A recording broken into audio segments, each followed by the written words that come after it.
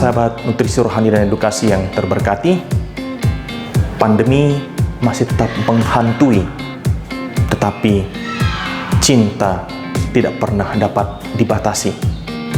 Di masa pandemi ini pun banyak saudara-saudari kita yang jatuh cinta, bahkan memutuskan untuk hidup bersama sebagai suami istri, membangun keluarga yang terberkati. Bagaimana caranya supaya perkawinan mereka sah secara Katolik? Ada dua langkah besar yang harus saudara-saudari ikuti. Yang pertama, pastikan bahwa saudara-saudari calon pasutri ini yang mau menikah itu mempunyai status liber. Artinya apa? Anda bebas dari halangan-halangan nikah yang menggagalkan perkawinan. Karena itu di paroki-paroki kita mendengarkan pengumuman calon pasutri yang akan diteguhkan perkawinannya.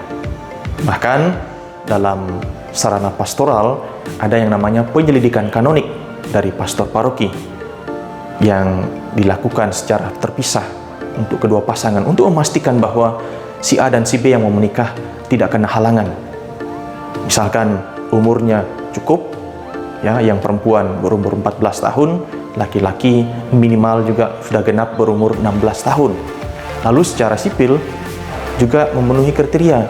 Sekarang ini dituntut laki dan perempuan harus berumur 19 tahun agar dapat melangsungkan perkawinan secara sah dan diakui sah oleh negara. Itu contoh konkret halangan. Kemudian tidak terkena impotensi baik laki-laki maupun perempuan, sehingga dapat mewujudkan tujuan perkawinan baik untuk kesejahteraan suami istri maupun terbuka terhadap keturunan. Lalu contoh berikut yang juga dapat menggagalkan perkawinan adalah beda agama antara Anda yang Katolik dengan pasangan yang tidak dibaptis. Misalkan saya Katolik, calon pasangan saya itu dari Hindu atau seorang Muslim. Nah, perkawinan seperti ini dihalangi dan terhalang secara hukum sehingga tidak sah kalau melangsungkan pernikahan karena adanya perbedaan agama. Atau kalau pasangan Anda adalah seorang mantan pastor yang belum mendapatkan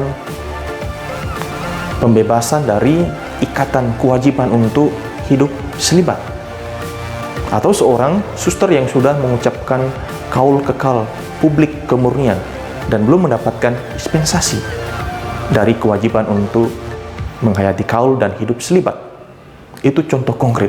Atau kalau Anda dengan calon pasangan itu masih mempunyai hubungan darah sepupu satu kali, ini juga menghalangi perkawinan saudara-saudari, sehingga ini menggagalkan perkawinan yang akan saudara-saudari rayakan. Mengapa ini penting? Karena ini menentukan sah tidaknya perkawinan yang akan saudara-saudari langsungkan. Maka Kanon 1066 menegaskan, segala sesuatu harus dipastikan tidak ada yang menghalangi perayaan perkawinan yang sah dan licit.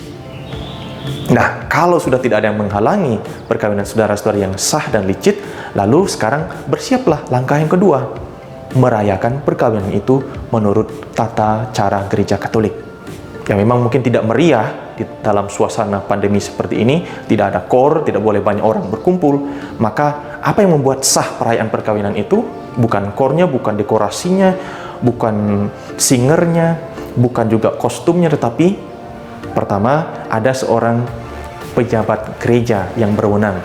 Dalam hal ini pastor paroki atau ordinaris wilayah di mana Anda melangsungkan perkawinan, atau seorang pastor atau diakon yang diberikan delegasi oleh pastor paroki atau oleh ordinaris wilayah untuk meneguhkan perkawinan saudara. Pejabat gereja ini hadir dan meneguhkan perkawinan saudara-saudari, menerima dan atas nama gereja meneguhkan perkawinan saudara-saudari. Lalu juga hadir 2 orang saksi. Kalau 5 orang ini sudah hadir, saudara-saudari sendiri sebagai calon suami istri hadir, saling memberikan dan menerimakan kesepakatan perkawinan, lalu kesepakatan itu diterima oleh pejabat yang berwenang atas nama gereja, lalu diberikan peneguhan, dan ada 2 orang yang menjadi saksi yang melihat, mengetahui adanya peristiwa perkawinan itu, maka perkawinan saudara-saudari sah. Selamat menyiapkan semuanya, semoga persiapannya lancar dan membangun keluarga yang terberkati. Tuhan memberkati kita semua.